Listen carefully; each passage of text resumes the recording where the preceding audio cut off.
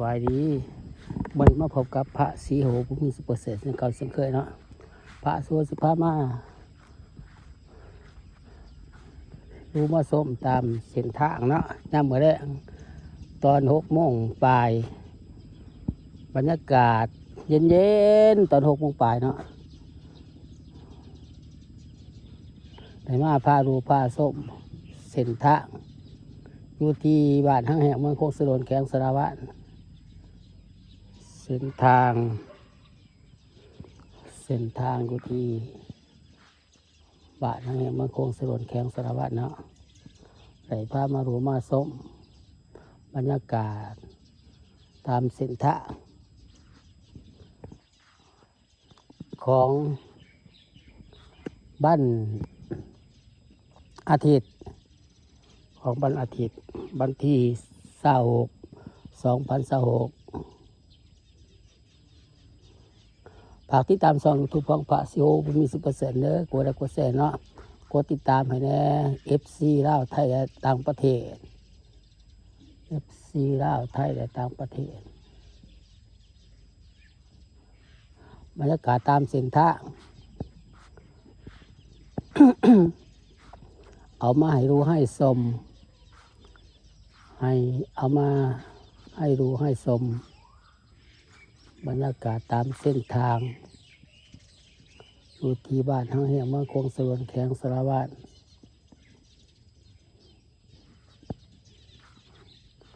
ฝากติดตามช่อง YouTube ของพระสีโหบุญมี10%เด้อ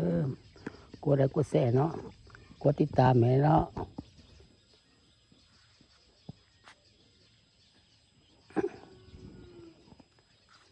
FC ดาวไทยและต่างประเทศ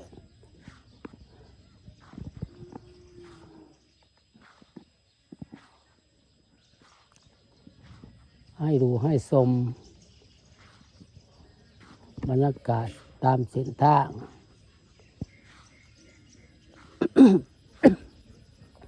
ฝากที่ตามช่อง YouTube ของพระสีโหบุญมี10%ให้เด้อกดไลค์กดแชร์เนาะกดติดตามให้เนาะกดไลค์กดแชร์กดติดตามให้แน่ FC ลาวไทยและต่างประเทศ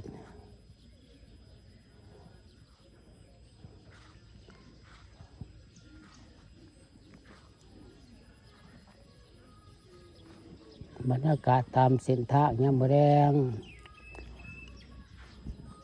เวลา6 โมงปลายของวันอาทิตย์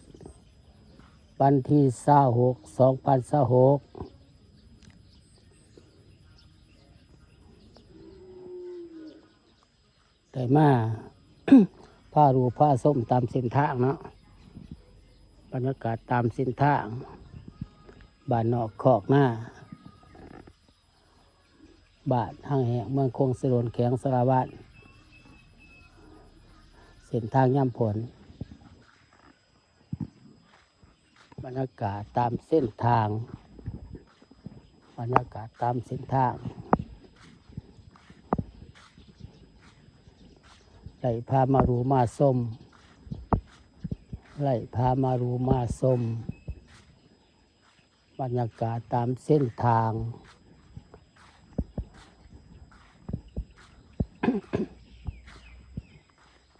ฝากติดตาม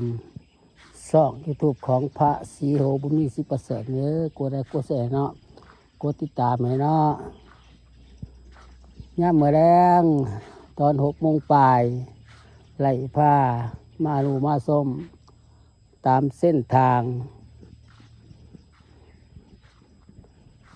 อยู่ที่บ้านห้างแห่งเมืองโคกสะโดนแขวงสารวัตร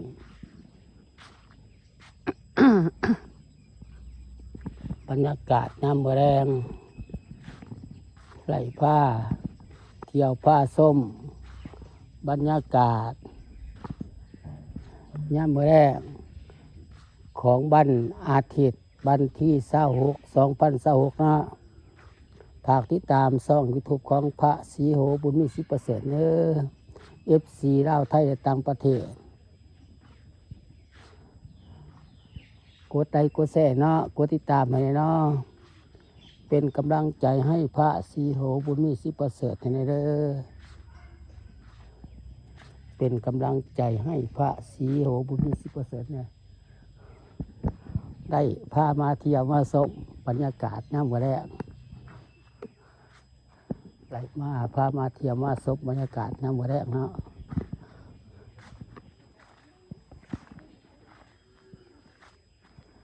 บรรยากาศยามมื้อแรงภาพบรรยากาศตอน6 โมงปลายให้พาเที่ยวพาชมให้พาดูพาชมบรรยากาศยามมื้อแรงตอน6 โมงปลายเนาะภาพบรรยากาศเย็นๆเนาะได้รู้ได้ชม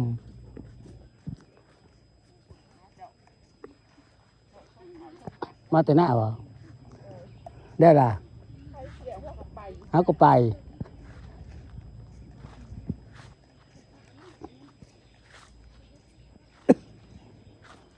บรรยากาศตอน6 โมงปลายเนาะไหลพาดูพาส้มพาเที่ยวฝากติดตามช่อง YouTube ของพระศรีโหมี10%เด้อกดไลค์กดแชร์เนาะกดติดตามเลยเนาะกดไลค์กดแชร์กดติดตามให้เลยตดมาส่งน้ำตดมาส่งน้ำน้ำมาแล้วส่งน้ำเนาะบรรยากาศตามเส้นทาง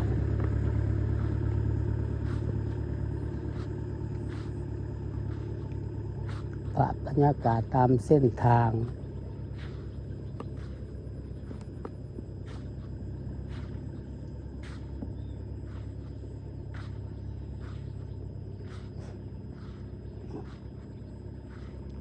บรรยากาศตามเส้นทาง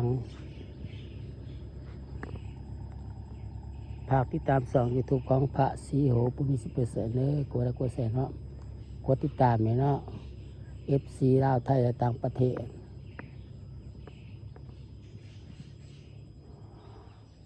ฝากติดตามช่อง YouTube ของพระศรีโหบุญมี10%แน่เป็นกำลังใจเนาะเป็นกำลังใจให้พระศรีโหบุญมี10%เด้อ FC ลาวไทยและต่างประเทศกำลังสั่งซองใหม่เนาะทะเลผ่านเนาะอะไรผ่านไวๆเด้ออะไรผ่านไวๆฝากติดตามให้เด้อ FC ลาวไทยและต่างประเทศฝากติดตามช่อง YouTube ของพระศรีโหบุญมี10%แน่กดไลค์กดแชร์ให้เด้อกดติดตามให้เนาะไล่มาพาเที่ยวพาส้มตามเส้นทางไล่มาพาเที่ยวพาส้มตามเส้นทางอยู่ที่บ้านทางแห่งเมืองคงสรนแข็งสารวัตรภาพยามมื้อแรงตอน6 โมงปลายเนาะของวันอาทิตย์วันที่26/2026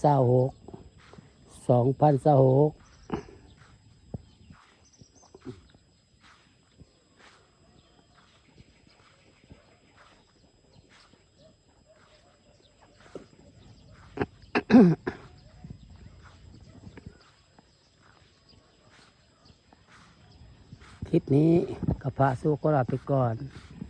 บ๊ายบาย